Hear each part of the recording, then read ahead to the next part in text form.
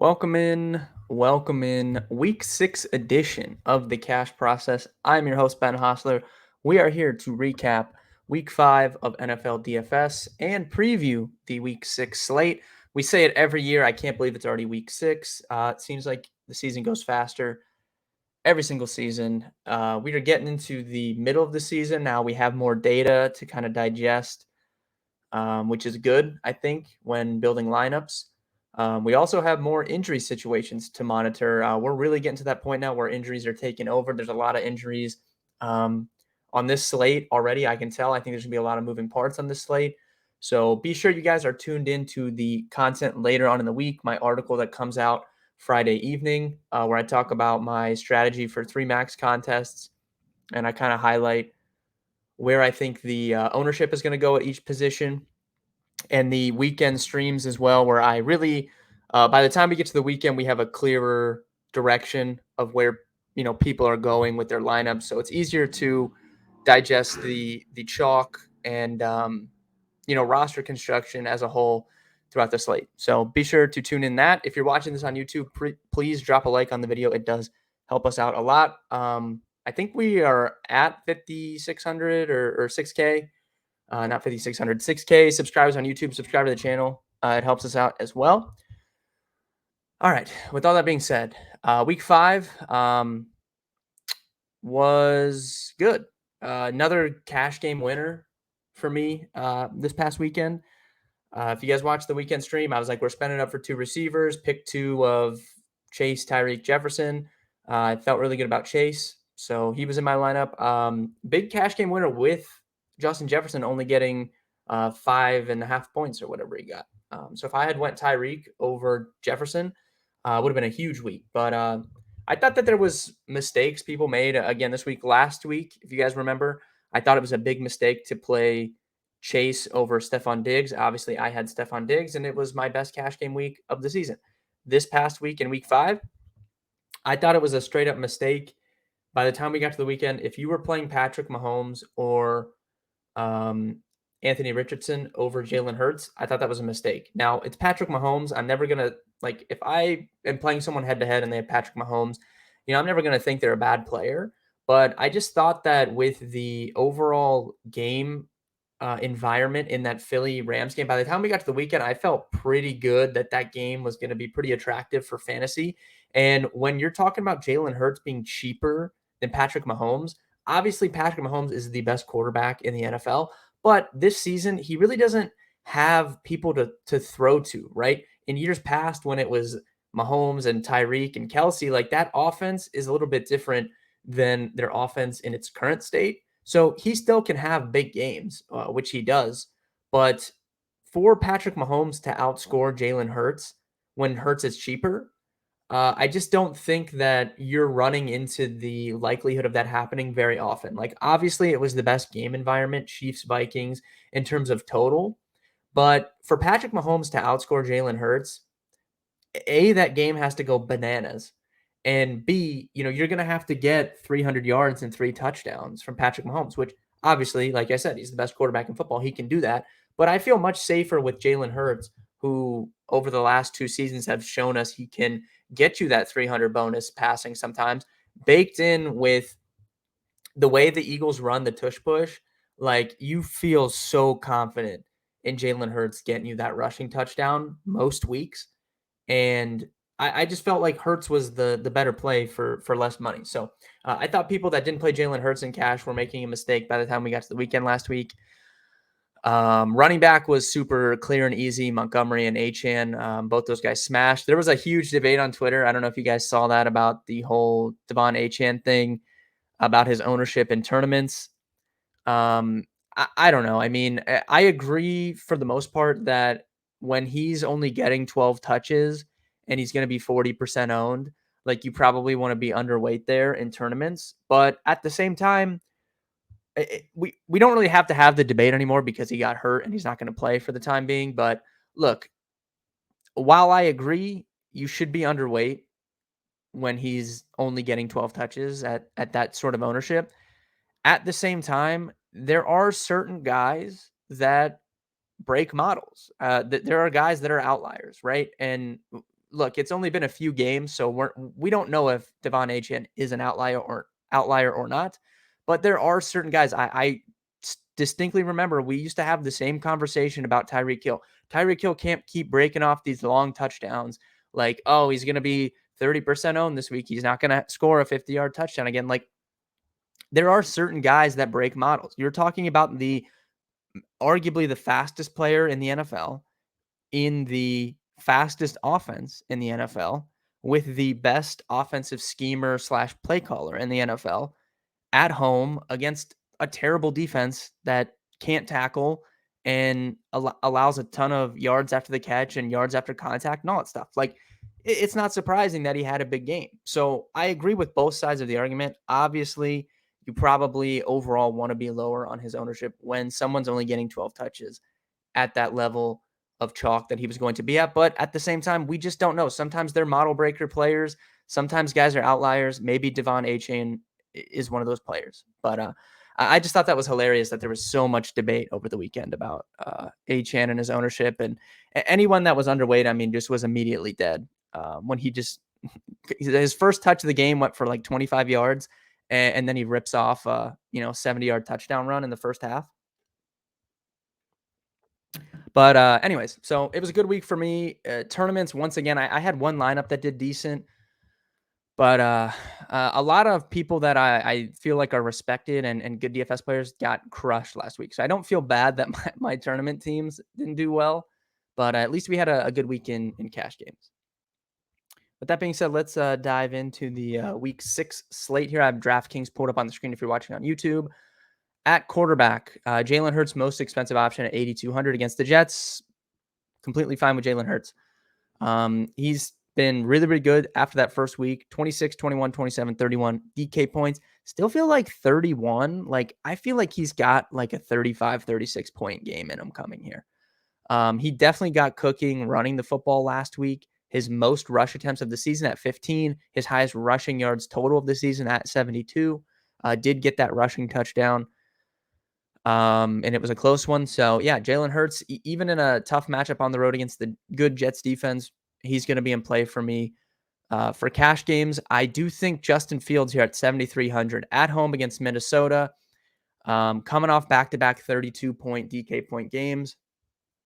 Everybody just watched Justin Fields crush Washington on that Thursday night primetime game. It looks to me like Justin Fields is going to be pretty popular this week. So there's going to be a big decision to be made about whether or not you want to buy into the recent form of Justin Fields or if it just had to do with the fact that he was playing Denver and Washington. Now, Minnesota's defense isn't great. They do invite the run, which we've talked about a few times, which I think could maybe help Fields out here. They've tried to make him like a pocket passer.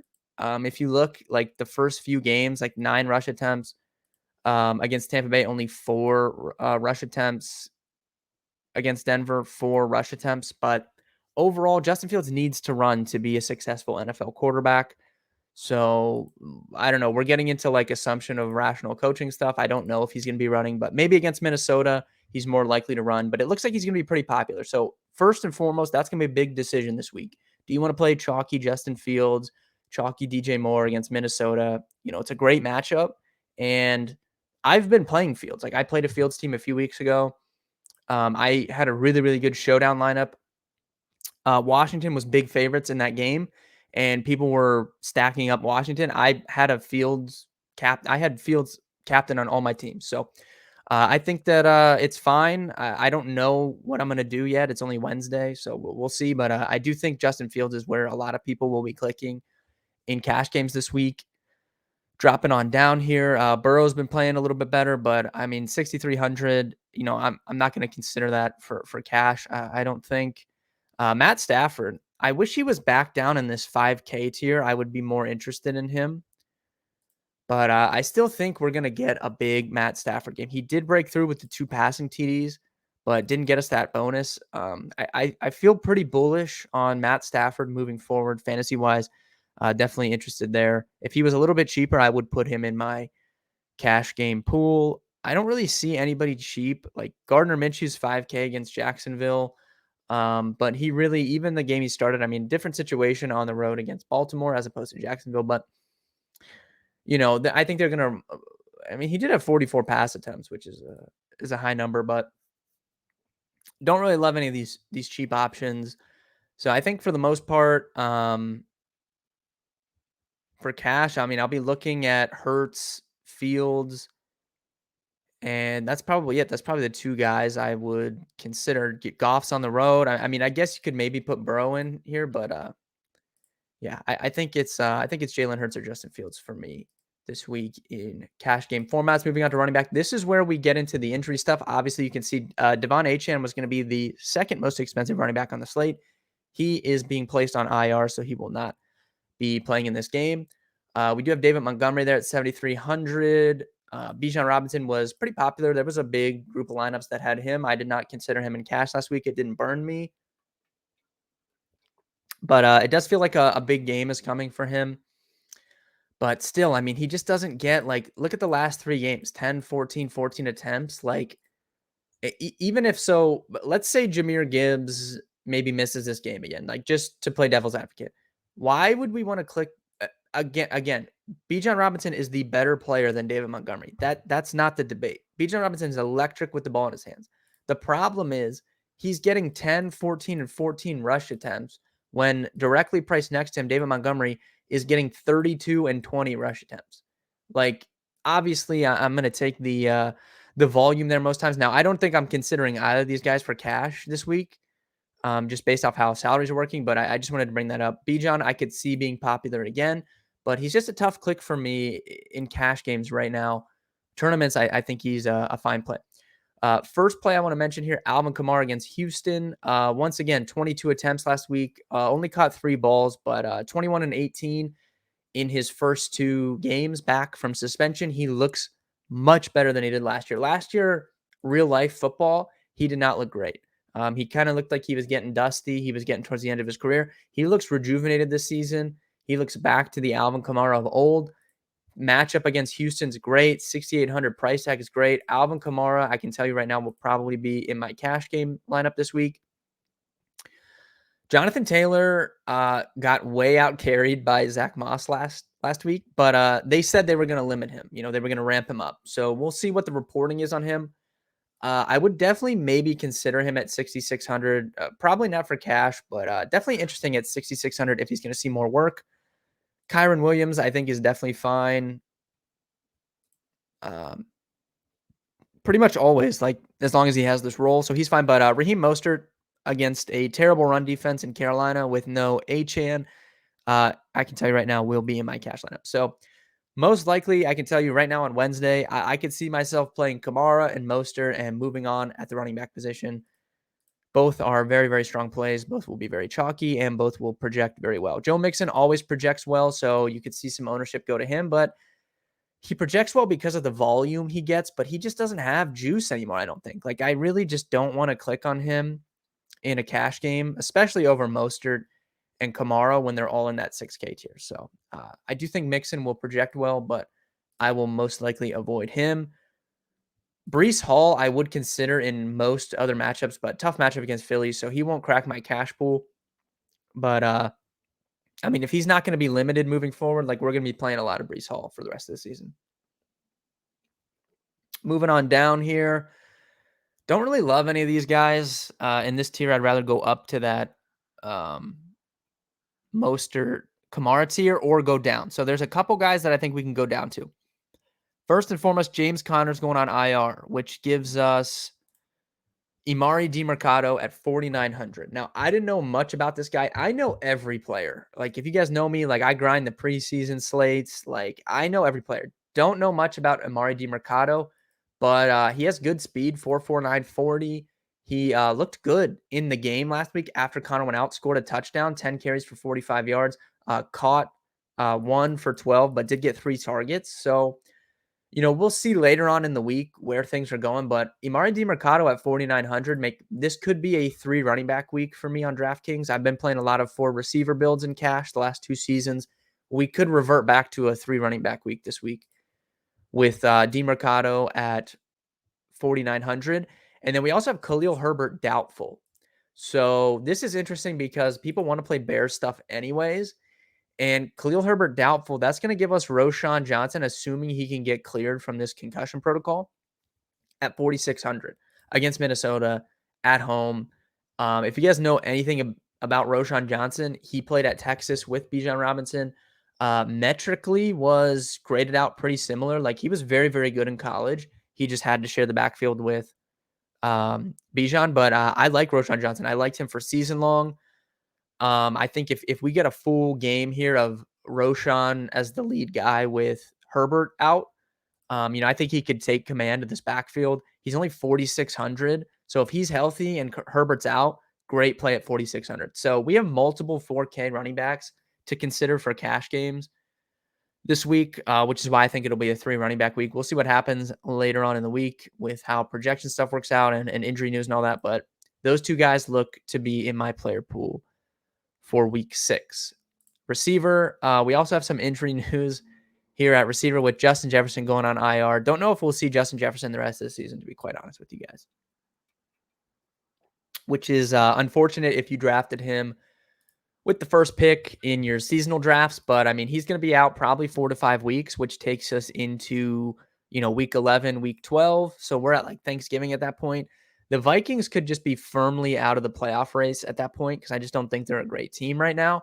So if that happens, like there may just not be any incentive like for them to bring him back. So I don't know. We may not see Justin Jefferson for the rest of the season. Who knows? So we're definitely gonna have some value on the Minnesota side, which would correlate with any Bears stuff that you're playing. Tyreek Hill at 9,300 is the most expensive option. He has crushed at home this season, crushed most weeks. He's completely fine. Definitely will consider him in my cash game build. Cooper Kupp.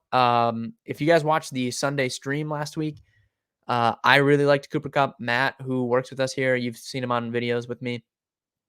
He really liked Cooper Kupp. We got the low ownership on him, and he had a good game. I mean, he didn't get in the end zone, but 12 targets, 8 for 118, looked fully healthy, played pretty much all the snaps. Like, yeah, he's going to be in play for me at 9K against Arizona.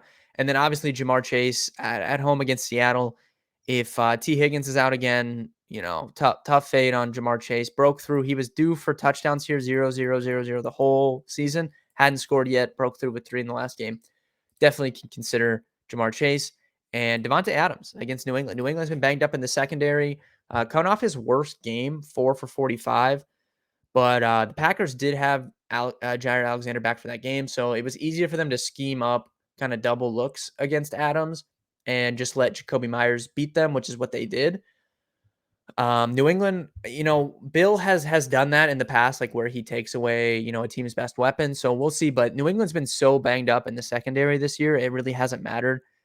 He's still dominating the target percentage, snap percentage, all that stuff. So Devontae Adams at 8,100 definitely will be in play for cash as well.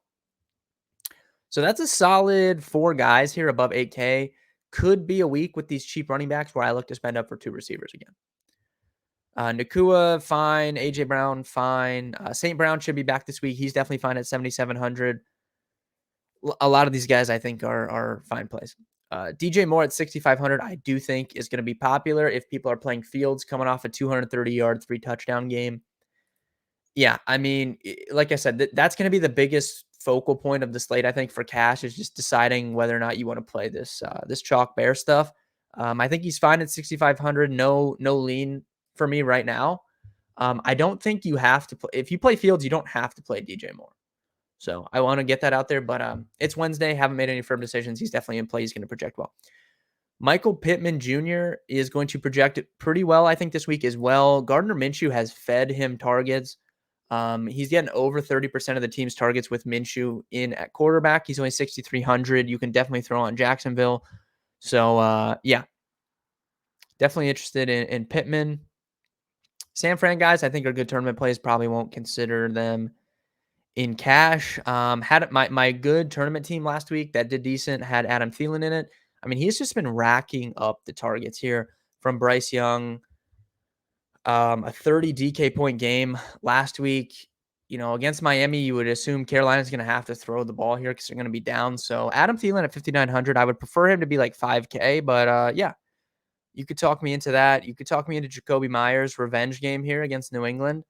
Him and Adams have been basically the two guys that Jimmy Garoppolo throws to. Like, he doesn't throw to anyone else. He throws to Adams or Myers. I hit a big, if you guys are in the Bet Karma Discord, this is a good time to mention Bet Karma. Obviously, we're on here to talk DFS, but we talk betting on this channel as well. And if you guys haven't joined up with the Bet Karma rocket ship, I don't know what you guys are doing. We have amazing tools for betting for you guys. Moneyline predictor, spread predictor. We have prop projections, all that good stuff. In addition to signing up and getting access to the tools for all sports, you get access to my betting card. I am up 80 units since January 1st betting. Since football season, I'm up like 35 units, I think. Coming off yesterday, a 4-0 day for my bets. We had Texas Rangers money line, Texas Rangers first five, Texas Rangers parlayed with a college team, Middle Tennessee that won, and Coastal Carolina. A little 4-0 sweep for you guys on Tuesday. So sign up at betkarma.com/pricing for access. I hit a big first touchdown, Jacoby Myers, 13-1 on Monday night. So yeah, I'm biased towards Jacoby. You can definitely consider him. Jordan Addison will be popular with no Jefferson, 100% in play for cash game formats. Marquise Brown in play for cash game formats. So a lot of good guys in this 5K tier, which is, again, more reason I think we can probably spend up for two of these guys. We have cheap running backs. We got some good mid-tier receivers here. Thielen, Jacoby Myers, Jordan Addison. Marquise Hollywood Brown has been crushing with Josh Jobs. He has 10 targets in 3 of his last 4, the outlier being a 7 for 61 and a touchdown game. Good matchup against the Rams here in a game that could be sneaky, I think, in terms of a shootout. So Hollywood Brown was pretty popular last week, and he delivered in a 16 DK point game. Could see him being popular again this week. So lots of good 5K tier receivers this week. Tank Dell, if he were to miss this game, he's in concussion protocol. So I actually think there's a good chance that he misses this game. So that would obviously give us Nico Collins at 5,600 as interesting, or drop all the way down here to Robert Woods, our boy Bobby Trees, back in the fold, somehow still kicking around, coming off a 9-target game, only caught 3 of them. But yeah, if Tank Dell's out, definitely we'll consider Robert Woods for cash at 3,800. Josh Downs at 4,100, KJ Osborne at 4,400, all good options for cash games. So lots of good cheap receivers, lots of good cheap running backs. I think it's going to be a high scoring week this week in DFS. Don't love any of these other guys. Amon Ra's going to be back, so we don't have to deal with these Khalif Raymonds this week. I want to bring up Rondale Moore because I think Rondale Moore is interesting. It might be a little thin for cash, but he's going to mix in for some carries with Connor out. So you can see, if you look at his game log, in week 1, he got 2 carries. And then in week 3, he got 3 carries. And then last week with Connor leaving that game, he got 3 carries for 50 yards. They can use him in the running game, which I think is an underrated aspect of his game. And I think that that's something to watch for. So maybe consider Rondale Moore for tournaments. I don't know if we'll need him in cash, but he's only 3,500. So it's something to keep an eye on. His role, he does have double-digit DK points in 2 of his last 3. So that's something to monitor. But lots of good cheap options this week. I like a lot of these cheap receivers. So, yeah, I think getting up to 2 of these guys, like maybe we put in Tyreek, maybe we put in Cup, and try and get those guys in or something like that. Moving on to tight end, TJ Hawkinson, great play in tournaments. Sam Laporta, great play in tournaments. George Kittle, great play in tournaments. But I won't be considering those guys for cash. I'll be dropping down here looking for the cheapies. Kyle Pitts, Logan Thomas, Jonnu Smith, Tyler Conklin. Like this is the range I'm looking at here for cash early on in the week. Granson, I think, is a little interesting with Minshew there as opposed to Richardson. I think Minshew's more inclined to throw to the tight end. He's only 2,900. Foster Moreau came through for us. We played him on a tournament team last week. He did 1 catch for a touchdown, baby. That's how you do it. But if Juwan Johnson's out again this week, not sure, questionable. If he were to miss again, I think Foster Moreau at 2,700 would be in the consideration for me. But yeah, this low 3K tier looks good. Conklin, good matchup. I played him in cash last week, got me 10 DK. We like to target tight ends against Philly, so he sticks out. Either Jonnu or Pitts are fine. Logan Thomas is coming off a monster game here. 11 targets, 9 catches for 77 yards and a touchdown. So looking at the low 3K tier for tight end. And then we'll finish off here with our defense plays. Always want to save money in cash.